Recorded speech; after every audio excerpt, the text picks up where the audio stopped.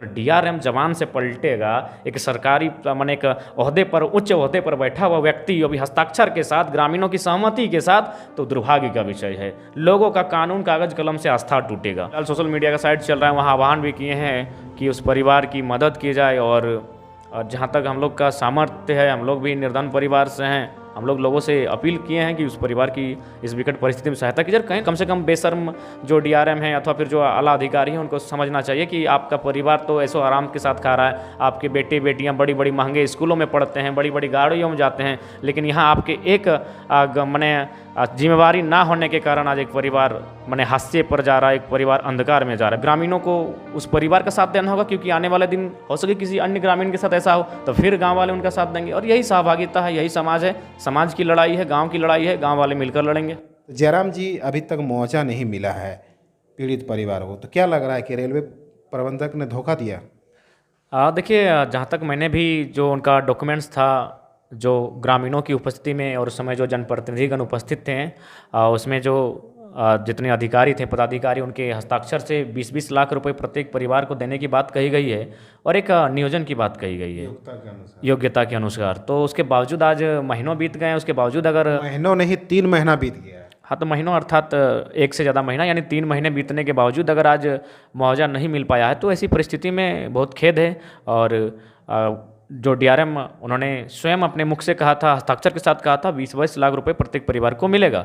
और ऐसा नहीं, इससे पहले भी बहुत सारी घटनाएं घटी है, जहां देखें किसी को 35 लाख मिला है, किसी को 22 लाख मिला है। इस तरह की बहुत सारी घटनाएं देखे हैं जहां पर लोगों को मुआवजा मिला है। लेकिन इस मसले में और इस मामले में इस तरह का होना, मुझे लगता है कहीं ना कहीं ग्रामीणों के साथ, जो एक तो पहले से परेशान है, दुखी हैं, उन्हें और दुख देने का कार्य किया जा रहा है।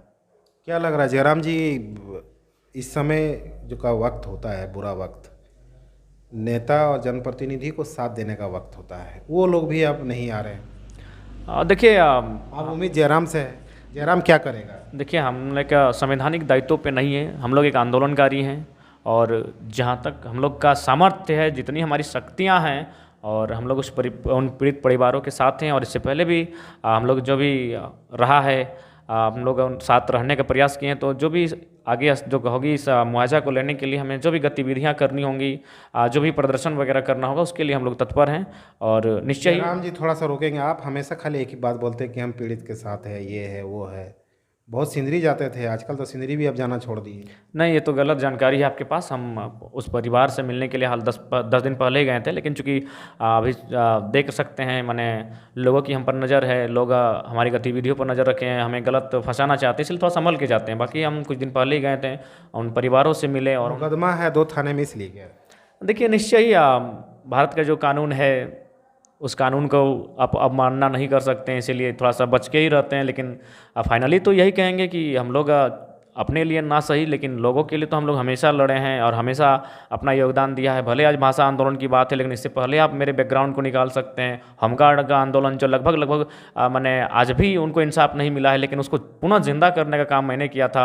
जब भरे दरबार में डीडीसी, विधायक और सांसद प्रतिनिधि के सामने कहा था कि अगर आप इन्हें नियोजन नहीं देंगे तो निश्चय ये लोग एक दिन अपराधी बनेंगे। तो कहीं ना कहीं मैंने हमेशा अपने स्तर से जो आवाज़ होती है, आवाज़ प्रखरता के साथ रखने का काम किया है। और इस बार चूँकि समय के साथ हम भी बदले हैं, हमारे सोचने का तरीका बदला है, हमारे काम करने का तरीका बदला है, तो ज़रूर इस बदलते हुए स्वभाव के साथ हम लोग इस आंदोलन को नए सिरे से लड़ेंगे। और निश्चय ही हम लोग प्रयास करेंगे उस परिवार को मुआवजा मिले। कहना चाहेंगे, अगर जो ओहदे पे बैठे लोग अगर सामर्थ्य नहीं दे पा रहे हैं, साथ नहीं दे पा रहे हैं, तो ग्रामीणों को एकजुटता के साथ इस आंदोलन में सहभागिता देते हुए आंदोलन करना होगा और हम लोग साथ रहेंगे।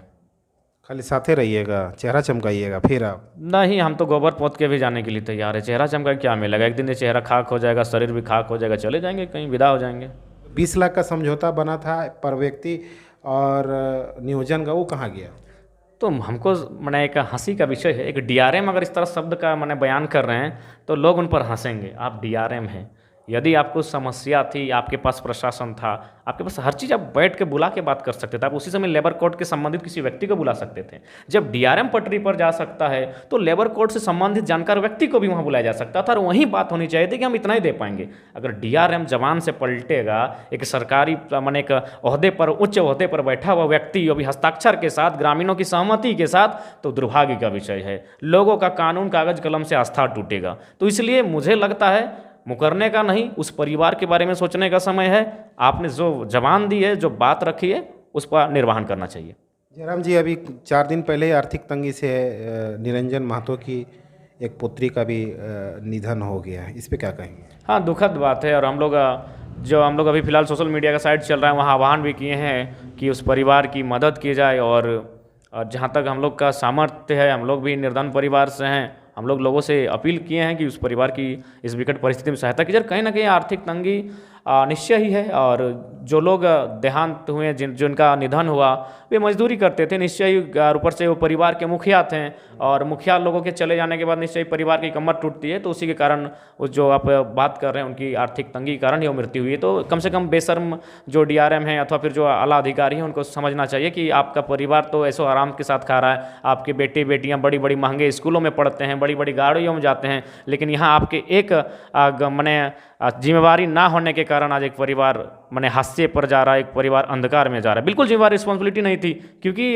जो रेलवे का कार्य था वो रात के अंधेरे में चल रहा था, बारिश हो रही थी, कोई सेफ्टी नहीं था, ना चप्पल था, मैंने कोई सेफ्टी नाम की चीज़ नहीं थी। यानी दिन में भी काम कराया था, लेकिन फिर से ओवर टाइम काम कराया। अरे ओवर टाइम कराया जा रहा था, बारिश हो रही थी। यानी बाकी लोग क्या, उनका जान नहीं है, वे पशु के समान है। अरे पशु के लिए भी भारतीय संविधान 48 में प्रावधान है, उनके संरक्षण का प्रावधान कहती है, पशुओं को भी इस देश में अधिकार है। तो मैंने इतना निर्दयी नहीं किसी को होना चाहिए कि किसी की जान पर खेलकर आप अपना काम लेने का काम करें। क्या मिलता है बदले में? 250 रुपया मिलता है। 250 रुपया में किसी की जान लेंगे? सुनने में आया जो 1 महीना का जो पेमेंट है वो भी बकाया है, उस पेमेंट को भी नहीं अभी तक निर्गत किया गया है। पॉलिटिकल लोगों पे क्या कहेंगे? वो लोग कहाँ गायब हो गया है, दिख नहीं रहा है कोई। अब विशेषकर चूंकि रेल का मामला है, तो कम से कम संसद को सामने आना चाहिए था, अपनी संसदीय पावर का इस्तेमाल करना चाहिए था। हमको लगता है वो पान खाने में व्यस्त हैं, हमेशा पान खाते हैं। उनको क्या, उनका परिवार अच्छा खासा सेटलमेंट है, उनके बच्चे हायर एजुकेशन ले चुके हैं, उनको कुछ थोड़ी समस्या होगी, केवल ये नाम के जनप्रतिनिधि बने बैठे हैं। तो ऐसी परिस्थिति में ग्रामीणों को उस परिवार का साथ देना होगा, क्योंकि आने वाले दिन हो सके किसी अन्य ग्रामीण के साथ ऐसा हो, तो फिर गांव वाले उनका साथ देंगे। और यही सहभागिता है, यही समाज है, समाज की लड़ाई है, गांव की लड़ाई है, गांव वाले मिलकर लड़ेंगे। इतना भरकस प्रयास रहेगा, मेरा जो सामर्थ्य होगा, हम उनके अनुसार परिवार के पीड़ित परिवार के साथ हैं। उनके लिए मुझे जो भी करना होगा, अगर उनके लिए और 2-1-3 केस का सामना भी करना पड़ा तो हम पीछे नहीं हटेंगे। ऑलरेडी चल ही रहा है सिंदरी वाला मैटर में, फर्जी केस खा ही रहे हैं, तो इसमें भी अगर हम लोग जाहिर सी बात है आंदोलन करेंगे ही करेंगे। अगर नहीं कुछ मुआवजा होता है तो हम लोग DRM आप पर केस अगर फिर से होता है, लेकिन उससे आपको कोई दिक्कत नहीं है? नहीं, दिक्कत नहीं है। 2015 से हमको मैंने आंदोलन में केस होने का सामना करना पड़ा है, तब से अपने आप को मैंने उस योग्य झेलने योग्य बना चुके हैं। और लेकिन लोगों के सुख दुख में साथ हैं, चाहे जो परिणाम होगा। किस तरह से लोगों का सुख दुख में साथ है? क्या आप किए इस परिवार के लिए? हाँ, हम लोग सबसे पहली बात है कि अभी चर्चा चल रही थी, हम लोग DRM से अपॉइंटमेंट की बात कर रहे थे, तब तक बात आया कि उन परिवार को स्वयं मिलने के लिए बुलाया गया है। इस विषय पर चर्चा होगी। DRM महोदय से मिलने का समय देंगे और उनसे उनकी कही बात को दोहराएंगे कि आपने जो वचन दिया था 20 लाख रुपए का, अगर उसे आप पूर्ति नहीं करते हैं तो हम लोग उसके बाद अपना दूसरा एक्शन प्लान करेंगे और हम लोग DRM ऑफिस में धरना देने का काम करेंगे। अगर वहाँ भी नहीं होता है तो हम लोग फिर अपने नियमित तौर तरीके के साथ आगे की कार्रवाई करेंगे। इस आंदोलन में आंदोलन करके कहीं ना कहीं आपको भी नेतागिरी करना है? नहीं, कोई शौक नहीं है, हमें नेता बनने का शौक नहीं है। हम लोग का लाइफ ऐसे ही आंदोलनकारी के रूप में ही सूट करता है। हम लोग लड़ते हैं जब किसी के लिए तो अच्छा लगता है। नेतागिरी उचित नहीं है और हम लोग करना भी नहीं चाहेंगे।